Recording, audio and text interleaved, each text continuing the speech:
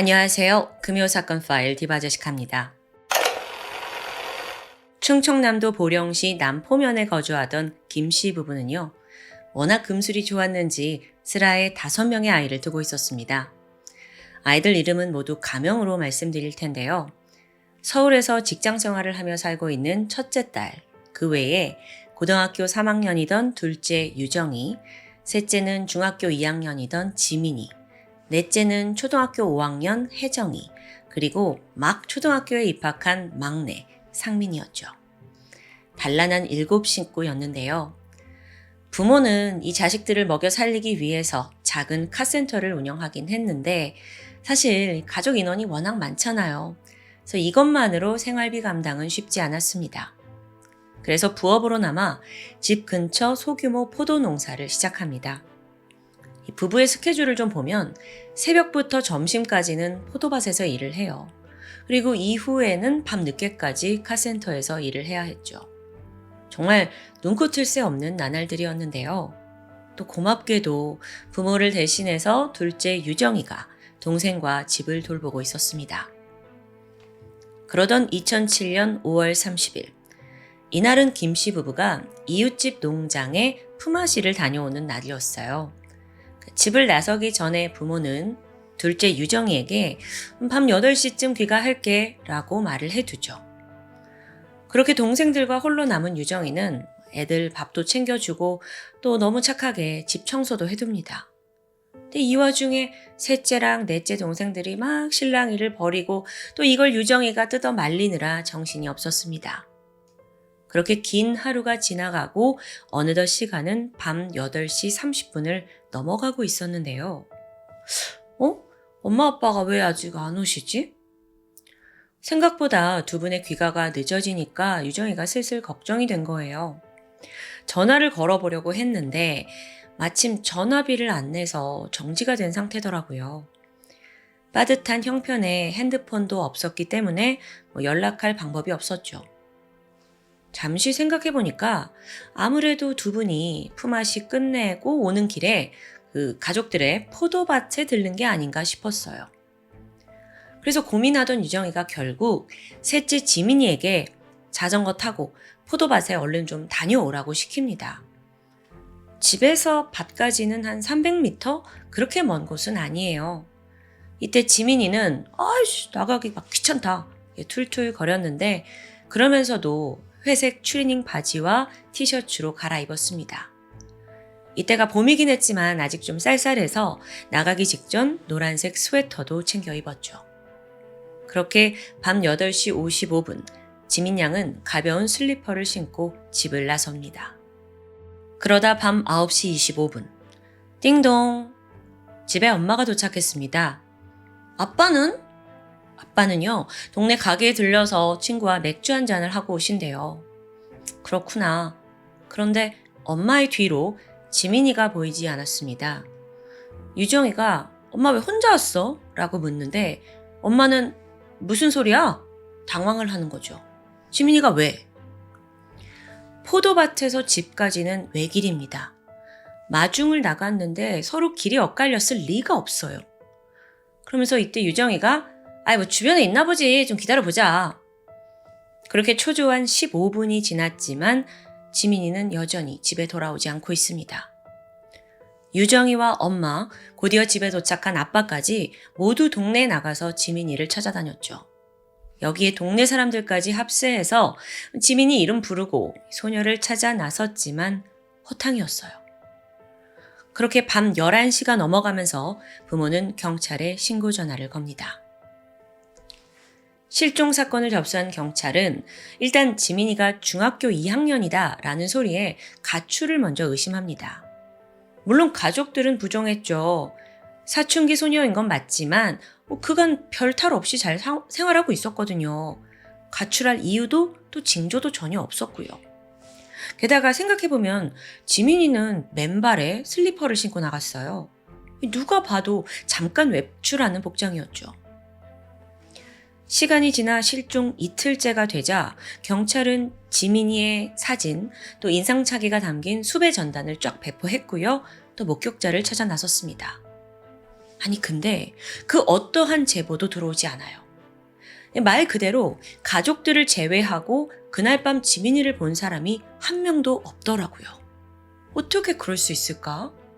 만약 외지인이 혹여나 아이를 데려갔다면 분명 이 작은 시골 마을에서 조용히 넘어갈 리 없을 텐데. 순간 경찰의 머릿속에 또 다른 범죄 가능성이 떠오르기 시작합니다. 지난 며칠간 지금 수사를 해도 아무런 증거를 찾지 못했잖아요. 그러자 돌연 경찰이 의심의 눈초리를 가족에게 돌립니다. 사실 애초에 가족들 주장을 믿기가 힘들었어요. 아무리 여기가 평생을 자라고 산 동네라고 해도 그 야심한 밤에 15살짜리 여자애를 혼자 마중 보냈다는 게 너무 이상했거든요. 그 의심을 쉽사리 거둘 수 없었고 이후에 경찰은 거의 이 집에 상주하다시피 하면서 가족들의 동태를 하나하나 살피기 시작했죠. 가장 먼저 용의선상에 오른 건 둘째 딸 유정이었습니다. 그녀는 지민이를 마지막으로 목격한 사람이자 마중 다녀오라고 시킨 장본인이죠. 그러고 보니까 이 집에서 둘째 유정이와 셋째 지민이가 유독 많이 다퉜어요. 각각 고3, 중2잖아요.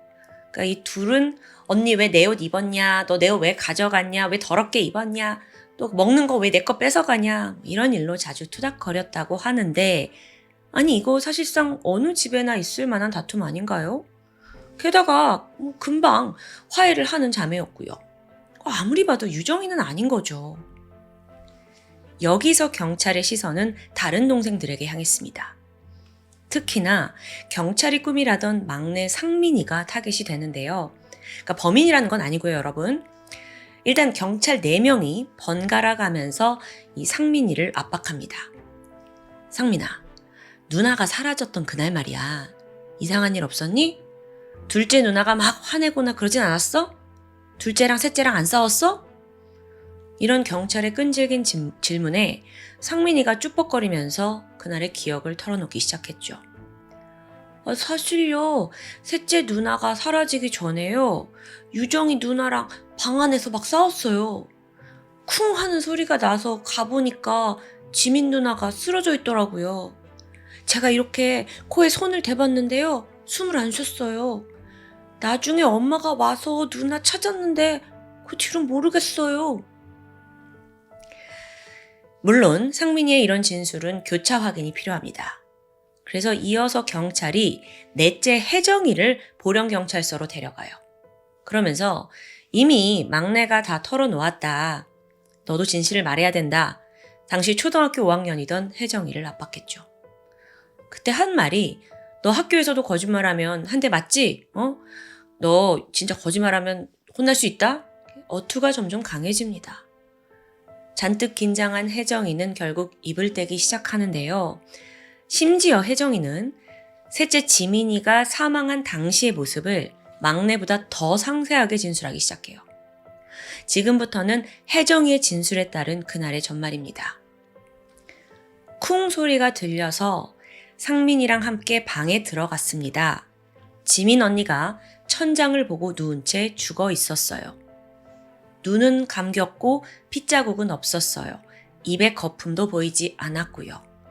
얼핏 보면 그냥 잠든 것 같았어요. 이때 혜정이가 방안을 살폈는데 둘째 유정 언니가 멍하니 앉아서 그냥 시신을 쳐다보고 있었대요. 그러면서 연신 내가 실수로 얘를 벽에 밀쳤는데 머리를 부딪혀서 죽어버렸다. 이렇게 중얼거렸고요. 잠시 후 엄마가 집에 도착합니다. 그러자 유정이는 자신이 지민이를 죽였다고 실토했고 엄마는 놀래서 지민이 그 딸의 몸을 잡고 막 흔들면서 정말 죽은 건지 확인하는 듯 했어요.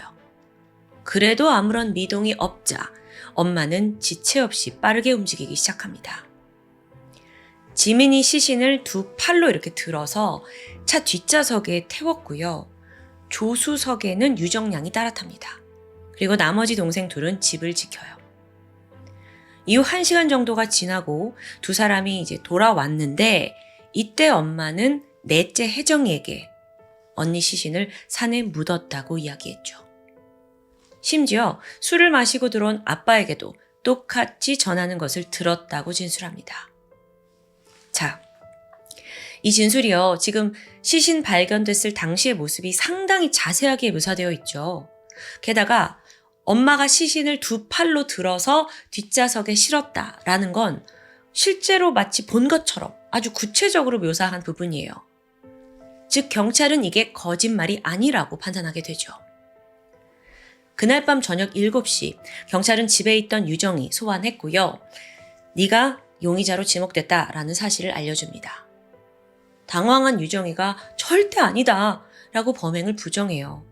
하지만 경찰들은 이미 동생들이 다 털어놨는데 너 버틸 거냐? 라면서 독촉했고요.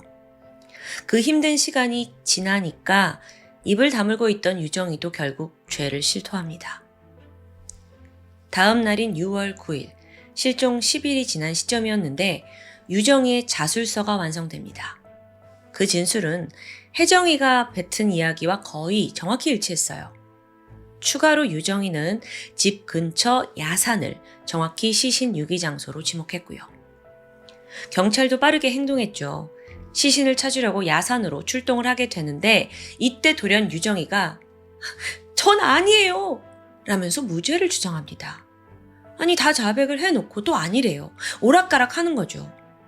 결국 경찰은 시신이 유기된 장소를 끝내 알아내지 못하게 돼요. 자, 그러자 이번에 경찰은 엄마를 압박합니다. 당신이 그러고도 엄마냐. 우리 다 들었다. 시신 어디에 묻었는지 말해라. 당신 정말 연기도 너무 잘한다. 막 이렇게 원색적인 비난을 퍼부었습니다. 그런데 엄마는 단호했어요. 애들이 뭐라고 말을 했든 안 했든 자기는 그 어떤 것도 인정할 수 없다는 입장이었죠. 그리고 나서 무려 12시간가량 강도 높은 신문이 이어지거든요. 그녀는 이걸 버티면서도 끝까지 무죄를 주장합니다. 결국 경찰은 막무가내로 그녀를 야산으로 끌고 갔고 시신 어디에 묻었는지 현장 검증해달라 요구합니다.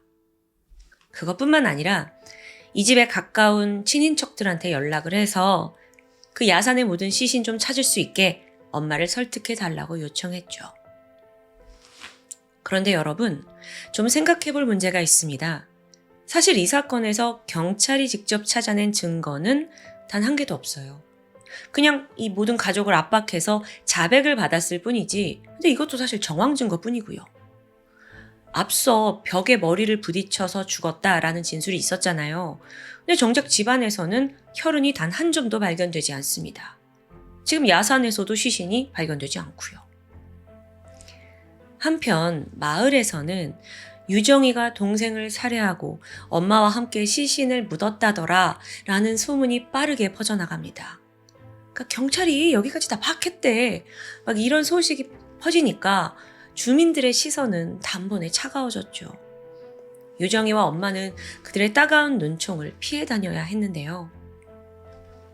이때 한 범죄 전문가가 해당 사건을 검토하게 돼요.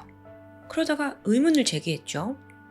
자, 아이들 자백에 따르면 엄마가 지민이가 죽은 걸 확인하고 곧장 시신을 유기했다라고 했어요. 그런데 정상적인 부모라면 자식의 갑작스러운 죽음을 마주하고 당연히 고통, 슬픔, 혼란을 느꼈을 겁니다.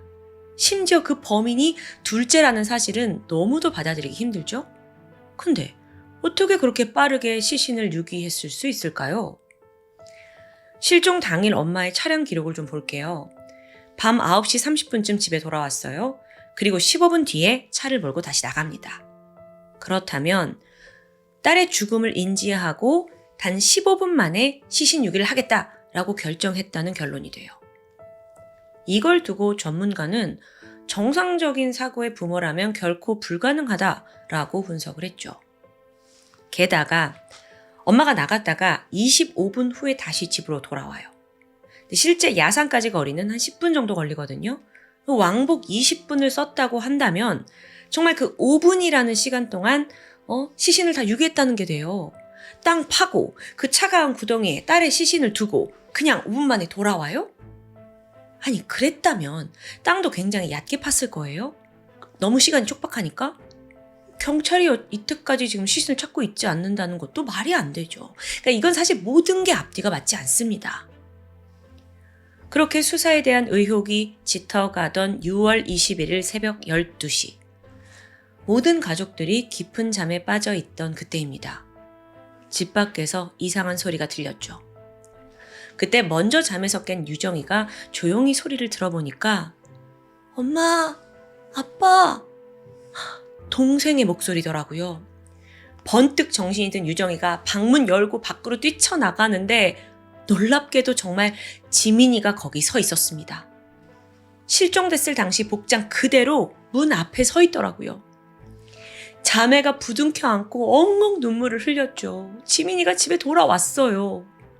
근데 그럼 이거 도대체 어떻게 된 상황일까요?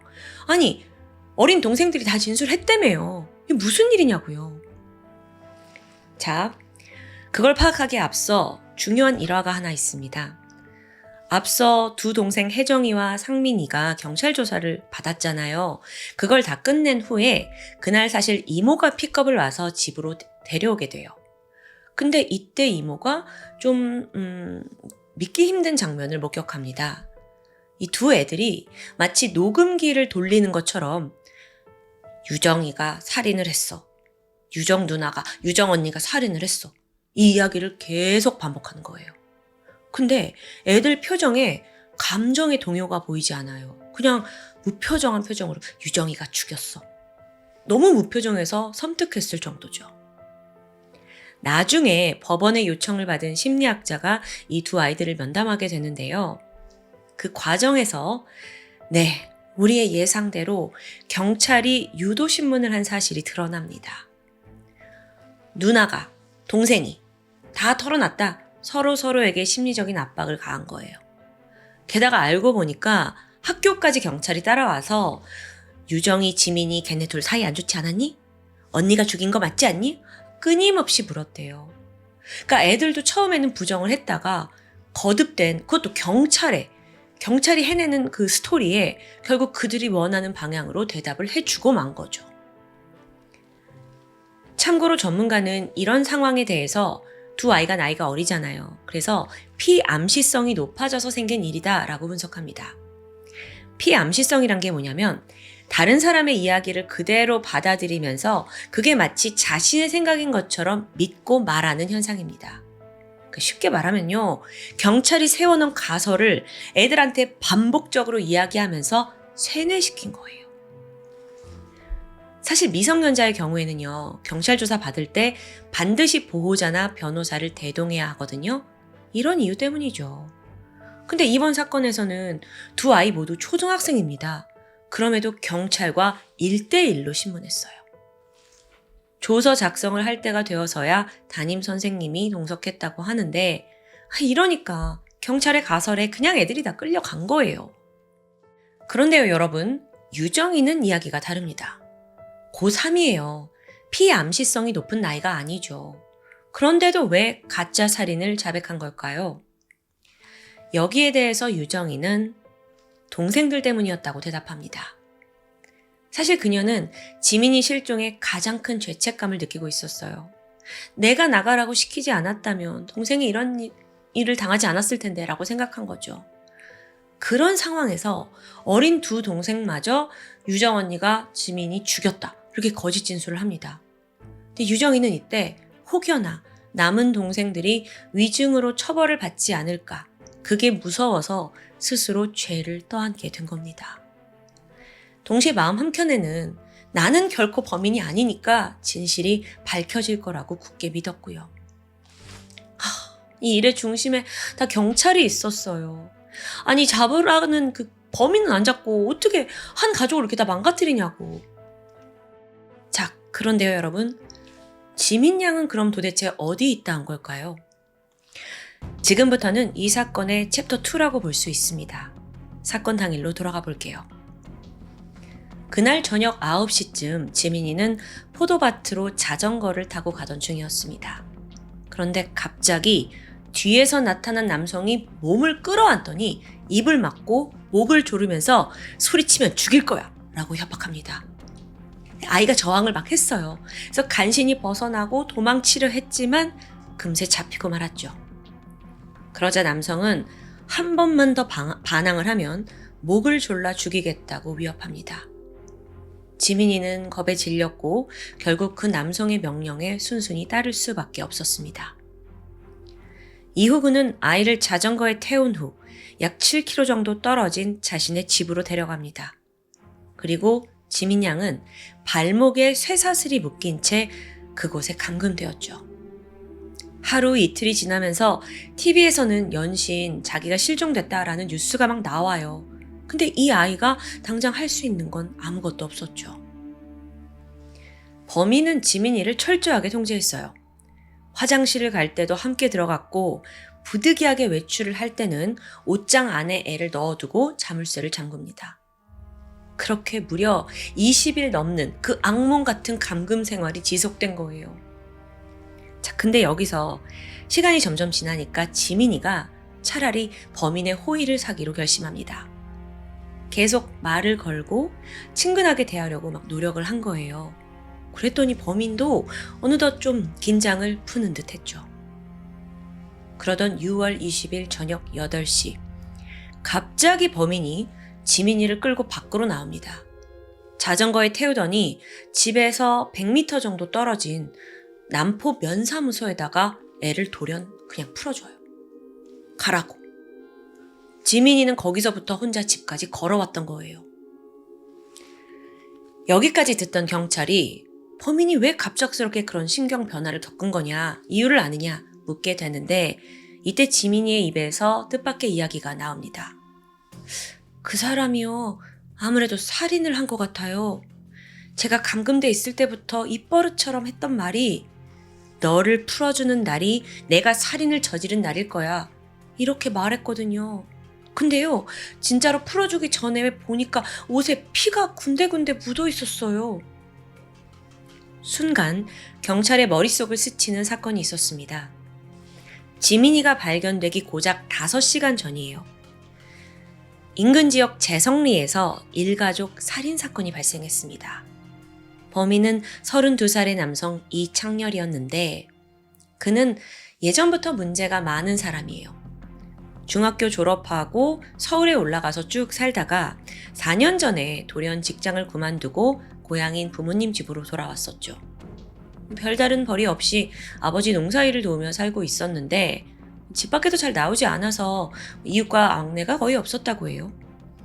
그러던 2003년에 아버지와 말다툼을 하던 중에 자기 분노를 이기지 못하고 농기구를 들어서 아버지를 찔러 살해하려다가 미수에 그칩니다. 여기와 관련돼서 정확한 재판 내용은 알려지지 않았지만 어쨌든 존속살인 미수 혐의로 얼마간 복역 생활을 한 것 같아요. 출소를 했죠. 갈 곳이 없던 그는 다시 부모님 집으로 돌아옵니다. 그런데 감정의 골이 좀처럼 해소가 되겠어요? 부모 또한 자기를 죽이려 했던 아들과 한 집에 사는 것에 공포를 느꼈죠. 동시에 마을에서도 이창렬에 대한 소문이 자자합니다. 부모를 죽이려 했던 후레자식이라고요. 그걸 알게 된 이창렬은 점점 이웃들이 자기를 험담하고 또 무시까지 한다라는 생각에 불만이 쌓여갔어요. 특히나 옆집에 사는 53살의 김씨, 이웃 김씨에게 가장 불만이 컸거든요. 왜 그랬냐면 이제 옆집이니까 자주 마주할 거 아니에요. 그럴 때마다 그가 이창렬을 약간 으이그 막 벌레 보듯 무시했고 집에 그냥 쌩하니 들어갔기 때문입니다. 6월 20일 오후 2시 이창렬은 끝내 이웃 김씨 집에 쳐들어갑니다.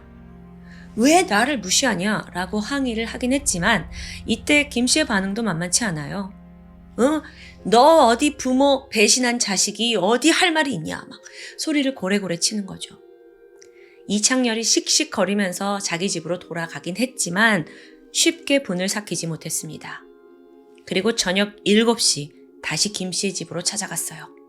그리고 식칼로 김씨를 살해합니다. 그런데 하필 이때 그 김씨의 어머니 84살의 노모 할머니가 대문을 열고 들어온 거예요. 마침 이때. 아들이 칼에 찔린 걸 목격했죠? 지금 범인 이창렬도 여기 있잖아요.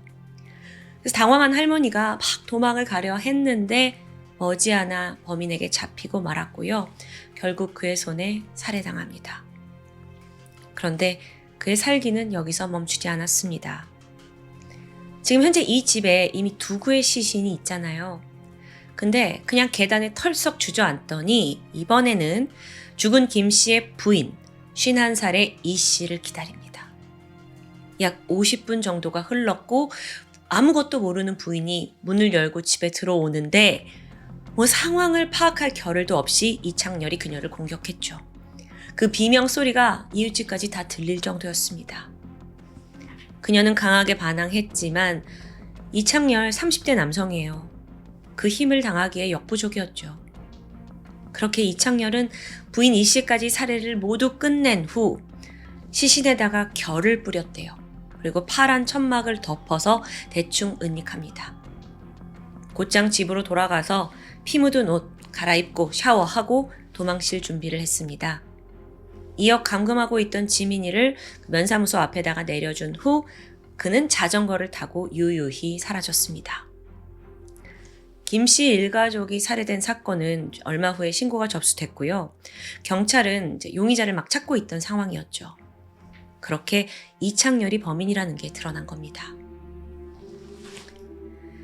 지민이의 진술을 확보한 후 경찰이 이창렬의 집을 급습해요. 신발장에서 피 묻은 슬리퍼가 발견됐는데 DNA 검사 결과 피해자 김 씨의 혈흔과 일치했습니다. 경찰은 즉각 3개의 지원 중대를 동원해서 이창렬이 어디에 숨어 있을지 그 은신처를 수색하게 됩니다. 주변 친척, 그 외 연고지를 중심으로 조사를 해보니까 답이 나왔어요. 사건 다음 날인 21일 오후 보령시 청라면 향촌리에 위치한 고모 할머니 집이었는데요. 여기서 조용히 숨어있던 범인 이창렬을 검거하는 데 성공합니다. 체포가 된 후에 자기가 일가족 3명 살해했고 지민이 납치 감금한 사실까지 그는 모두 범행을 순순히 실토했어요. 그 와중에 지민이를 풀어준 이유가 궁금했는데 뭐라고 하냐면 그는 자기를 이해해주는 유일한 사람이 지민이라고 느꼈대요. 그래서 죽이고 싶지 않았다고 밝혔죠. 이건 범인이 착한 게 아니라 지민이가 그 상황에서 대처를 정말 잘했다고 볼 수 있습니다. 범인 이창렬은 3건의 살인과 1건의 납치에 대해 기소됩니다. 재판 결과에 대해서는 알려지지 않았어요.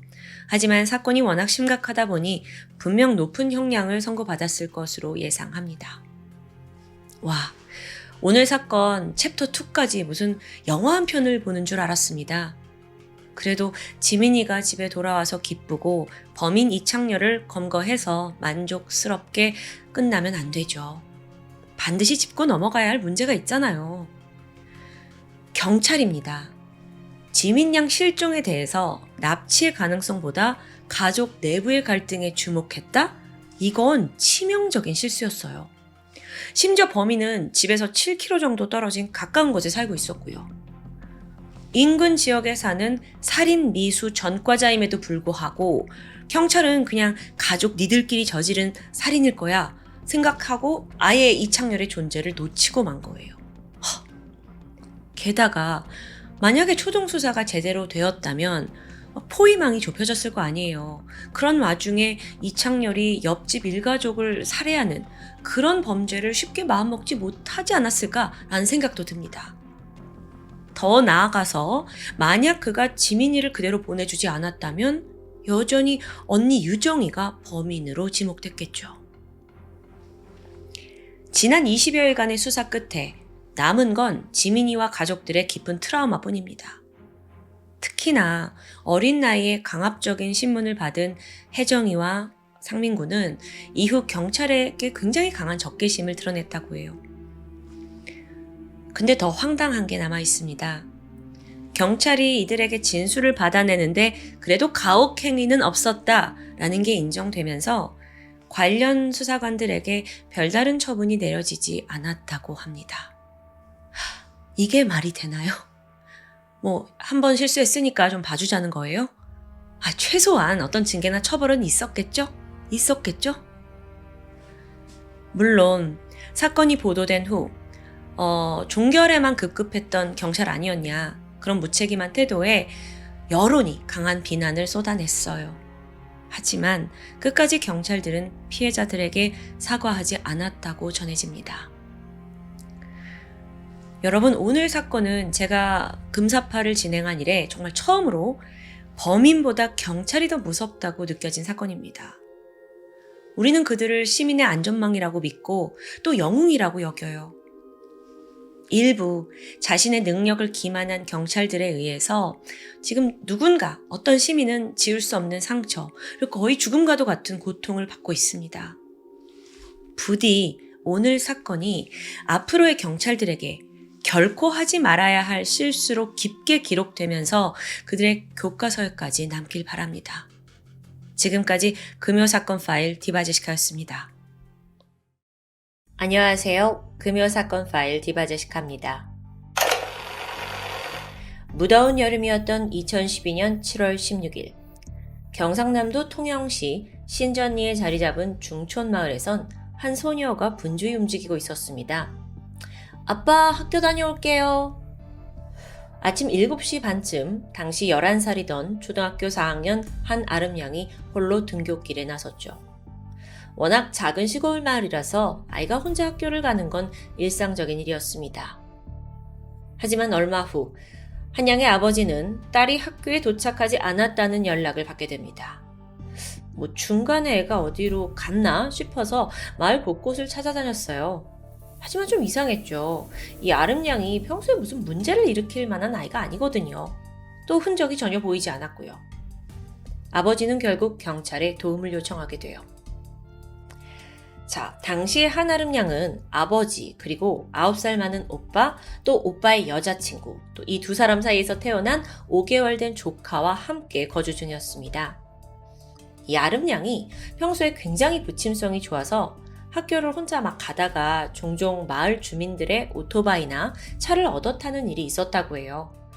이 부분에 대해서는 평소 담임 선생님이나 아버지가 사실 많이 걱정하던 부분이었죠. 아버지는 한번 이 일로 한양을 크게 꾸짖은 적도 있었습니다. 이런 상황에서 갑작스러운 실종은 가족의 가슴을 철렁하게 만들었던 거죠. 실종 수사가 시작된 지 이틀 후인 7월 18일, 경찰은 한양의 휴대전화를 발견합니다. 집에서 멀지 않은 도로변에 있는 하수구에 이게 떨어져 있었어요. 서둘러 분석을 해봤더니 그 실종 날이던 7월 16일 핸드폰은 아침 7시 56분에 전원이 꺼진 게 확인되죠. 7시 반에 집을 떠났으니까 집을 떠난 지 얼마 되지 않았을 때 꺼진 겁니다. 전화가 발견된 곳은 마을버스 정류장 근처였어요. 마을버스 정류장? 그래서 경찰은 혹시라도 아이가 버스를 타고 어디론가 이동했을 가능성이 있다라고 고려했죠. 그래서 여길 지나는 모든 버스의 CCTV를 확인하게 되는데 아름양의 모습은 찾을 수 없었습니다. 자, 그렇다면 이 사건은 핸드폰이 여기서 발견됐으니까 근처에서 벌어졌다고 볼 수 있을까요? 실종 3일째인 7월 19일, 경찰은 실종 아동 경보를 발령했고요. 본격적인 공개 수사를 시작했어요. 사건이 알려지면서 여러 매체에서도 관심을 가졌고요. 몇몇 기자들이 취재를 하기 위해 마을에 방문하게 되면서 또 자연스럽게 주민들을 상대로 인터뷰가 이루어집니다. 그리고 이때 한 MBC 기자가 마을 주민이었던 한 남성을 상대로 인터뷰를 시도해요. 그런데 여기서 놀라운 증언이 등장합니다. 그 인터뷰한 남성이 실종 당일 자기가 한양을 목격했다는 거예요. 그는 아름양이 버스 정류장에 있는 걸 봤다고 말했습니다. 그 후에 자기는 별일 아니니까 밭일을 하러 갔다고 말해요. 그리고 여기에 더해서 남성은 자기가 평소 한양 가족과도 잘 알던 사이라고 친분을 드러내기도 했죠. 그의 존재는 45살이었던 김점덕 씨. 한양의 실종을 누구보다 걱정하고 안타까워하는 이웃인 것 같았습니다. 그 인터뷰 영상을 잠깐 보실까요? 김 씨는 한양 실종 나흘째던 지난 19일 목격자를 찾던 MBC 취재진이 자신의 집을 찾아가자 천연덕술의 인터뷰를 하기도 했습니다. 7시 한 30분 사이에서 집을 나갔어요. 나하고 아름이 조상의 정류장 그 있는 걸 보고 나는 딱 들어갔습니다. 그리고 그것 이상 모르겠어요. 한편 경찰은 해당 마을 주민뿐만 아니라 인근 지역 주민들까지 면밀하게 탐문하기 시작했습니다. 그런데 여기서 수상한 인물이 한 명 떠올랐죠. 그게 바로 앞서 인터뷰를 했던 김정덕 씨였어요. 일단 그는 전과가 있습니다. 사건으로부터 7년 전인 2005년에 이 마을에서 다슬기를 잡고 있던 62살의 여성을 상대로 성폭행을 시도한 거예요. 근데 그게 미수에 그쳤죠. 그 과정에서 폭행죄가 성립이 되었고 징역 4년을 복역합니다. 어쨌든 이 마을에서는 전과가 있는 사람이기 때문에 경찰은 그를 주목할 수밖에 없었고요. 그러던 중 김 씨가 소유한 화물 차량 조수석에서 혈흔 반응이 나타나요. 이게 양은 많지 않았지만 분명 의심스러운 정황이죠. 심지어 이 차 안에 있던 커터칼에서도 혈흔이 지워진 흔적이 발견됐고요. 그렇게 점점 경찰의 수사망이 좁혀지던 그때 뜻밖의 일이 발생합니다. 김 씨가 잠적해버린 거예요. 경찰의 눈을 피해서 이후 모텔과 산속으로 몸을 피한 것 같아요. 자, 지금 혐의가 딱 확정된 게 아닌데 이렇게 도주를 했다는 건 너무 의심스러운 상황이잖아요. 그래서 경찰이 그를 곧장 찾아 나섭니다. 결국 7월 22일 오전 9시 40분 통영에 있는 스포츠파크 근처에서 도주하고 있던 김 씨를 경찰은 긴급 체포하는 데 성공했죠.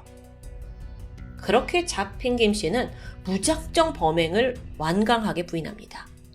자기는 그냥 인터뷰했던 대로 목격자일 뿐이다. 괜히 전과자라서 나를 의심하는 거다 라고 억울해해요. 사실 그는 아름 양이 실종된 다음 날 한 양의 아버지를 만난 적이 있습니다. 그 아버지가 김정덕 씨 집을 찾아가서 우리 애 본 적 없냐고 물었었거든요. 근데 이때 김 씨가 어제? 봤어. 아름이가 버스 정류장에 있던데? 이렇게 대답했었어요. 그래서 이게 굉장히 중요한 증언이잖아요. 그래서 참고인 자격으로 경찰서에서도 진술을 했었고요. 과연 그는 진실을 말했던 걸까요? 경찰은 김 씨를 강하게 추궁했습니다. 그리고 그 결과 김정덕의 입에서 끝내 안타까운 사실이 터져나왔죠. 자신이 한 아름 양을 살해했다는 고백. 결국 아름 양은 실종된 지 일주일이 지난 7월 22일 오전 집에서 10km 정도 떨어진 인평동의 한 야산에서 안매장된 시신으로 발견됐습니다. 끔찍하게도 당시 아이는 나체 상태였고요. 양손이 등 뒤로 묶인 채 마대자루에 들어있었어요. 이렇게 어린아이, 자기가 평소에 보던, 얼굴을 알던 이웃집 소녀를 이렇게 끔찍하게 살해하고도 뻔뻔히 인터뷰도 하고 그 집 아버지한테 자기가 봤다고 증언도 하고 같이 안타까워했던 겁니다. 너무도 살벌한 모습이죠. 자, 그럼 사건의 전말을 좀 알아볼까요? 김 씨는 아름양 가족의 옆마을에 살고 있었습니다. 그런데 평소에도 마침 그가 일을 하러 가던 시간은 아름양의 등교 시간 7시 반과 좀 겹쳤어요. 그래서 종종 이전에도 아이를 학교까지 태워다 준 적이 있었고요.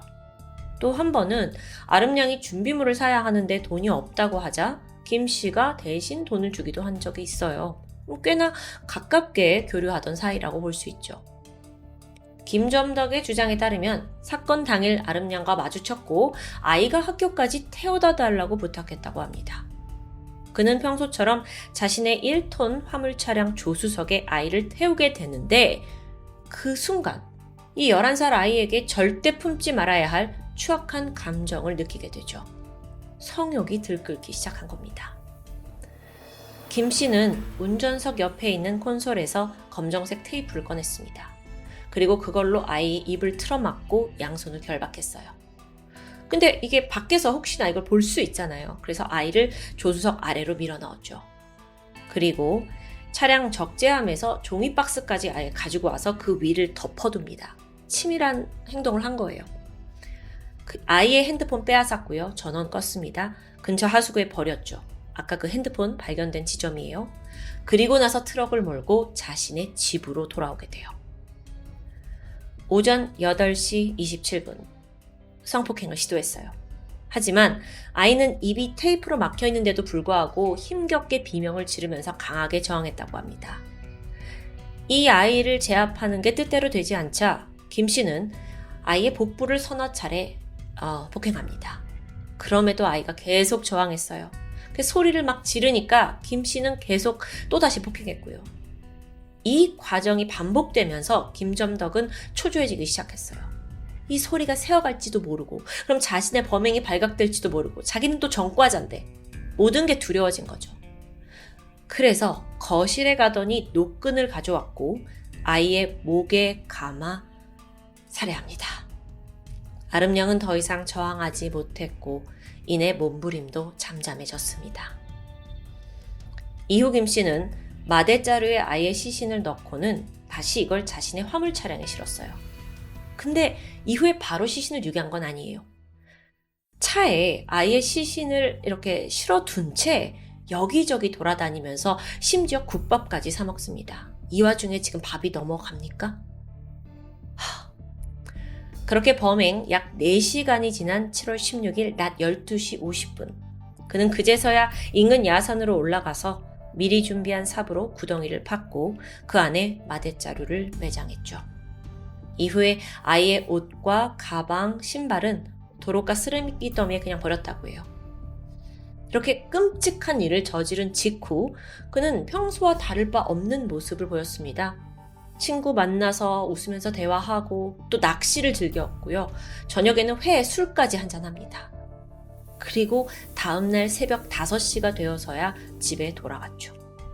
이게요, 한 양을 아침에 살해하고 24시간도 안 돼서 모두 벌인 일입니다. 반면 집에서 애타게 찾고 있을 그 아버지나 가족의 마음을 생각이나 한 걸까요? 심지어 얼굴도 다 아는 사람들이잖아요. 범죄자, 아니 살인마 김점덕. 그는 1966년생인데 통영에서 5남 2녀 중 5째로 태어났습니다. 성장 과정을 좀 보니까 아버지는 도박으로 재산을 상진했고요. 또 아이들을 상대로 폭력을 일삼았다고 해요. 좀 거친 환경에서 자랐죠. 그러다 보니 김 씨는 학창 시절에 결석도 잦았고 학습에도 큰 흥미를 보이진 않았습니다. 생활 기록부를 봤더니 자제력이 부족하고 반항적이다. 이렇게 적혀 있을 정도니까요.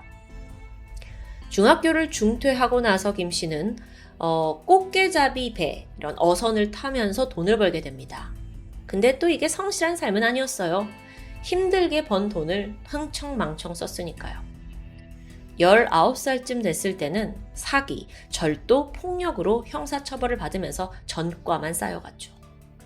성인이 되면서 항해사 자격증을 취득했거든요. 그래서 좀 성실히 사나 싶었지만 또 이게 오래가지 못합니다.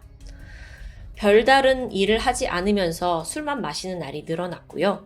급기야 우울증이 있었는지 2002년에는 농약을 마시고 극단적인 선택을 하기도 해요. 하지만 살아남았죠. 그렇게 맨날 술에 쩔어 살던 김점덕은 앞서 말했듯 그 다슬기를 잡으려고 했던 62세의 고령 노인, 마을 주민을 또 성폭력하려고 했던 시도 때문에 교도소에 수감됩니다. 4년을 복역했어요. 그렇게 징역 다 살고 출소해서 마을로 돌아왔는데 이때 그는 베트남 출신의 여성과 결혼을 합니다. 결혼 후 2년 동안은 술을 끊었다고 해요. 그러다가 사건 발생 1년 전부터 다시 술에 빠졌는데 그게 거의 심각한 알코올 중독 수준이 되어버렸다고 하고요. 이 사건이 발생했을 시기에 김점덕의 아내는 겨우 22살이었습니다. 베트남 아내요. 심지어 그 사이에서 3살 배기 딸까지 있었고요. 자, 김점덕의 집을 가서 조사를 했는데 사실 모든 가족이 다 같이 사는 곳이잖아요. 근데 그 안에서 야동과 야설 500여 편이 발견됩니다. 그리고 이 중엔 아동 포르노도 있었고요. 사건을 분석해본 전문가들은 김 씨가 혹여 성도착증이 있었던 게 아닌가라고 추측해요. 근데 이걸 또 사실 범죄를 조금 더 살펴보면 이 김 씨가 성욕보다는 오히려 약자에 대한 폭력과 통제가 더 큰 사람이 아닌가라고 분석되기도 합니다. 보시면 범죄 대상이 60대 할머니, 또 11살 어린아이처럼 뭔가 자신이 통제하기 쉬운 대상들이었거든요. 그런데 김 씨가 검거된 후에 경찰이 뜻밖의 인물을 상대로 공범 가능성을 수사했어요. 그게 바로 김점덕의 아내였는데요. 사실 아름양의 실종 수사가 막 한창 진행되던 당시에 이 아내가 저도 아름양 버스 정류장에서 봤어요 라고 진술을 했었다는 거예요.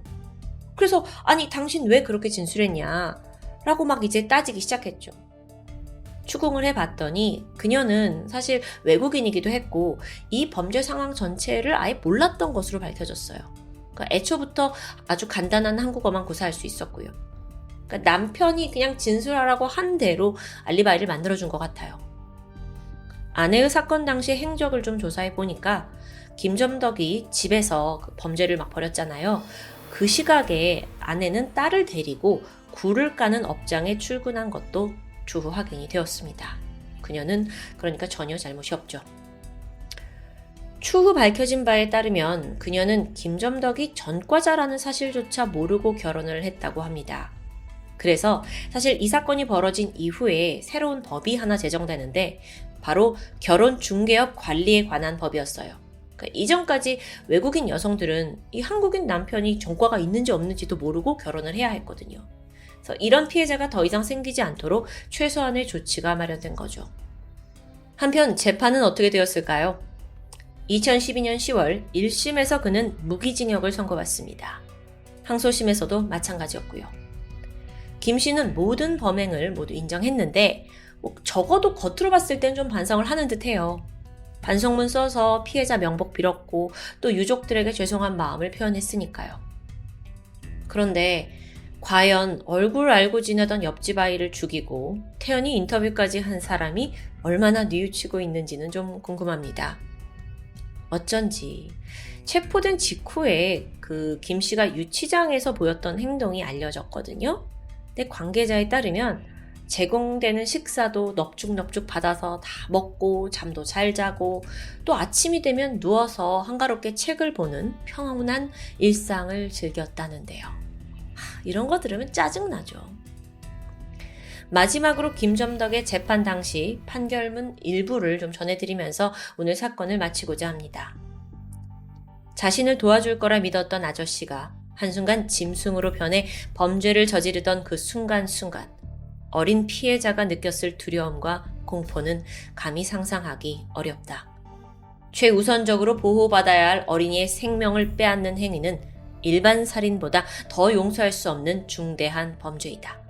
따라서 어린이를 살해한 행위는 일반 살인 행위보다 더 중한 처벌을 하는 것이 마땅하다. 저도 여기에 100% 공감합니다. 피해자 한아름양의 명복을 빌겠습니다. 지금까지 금요사건 파일 디바제식합니다.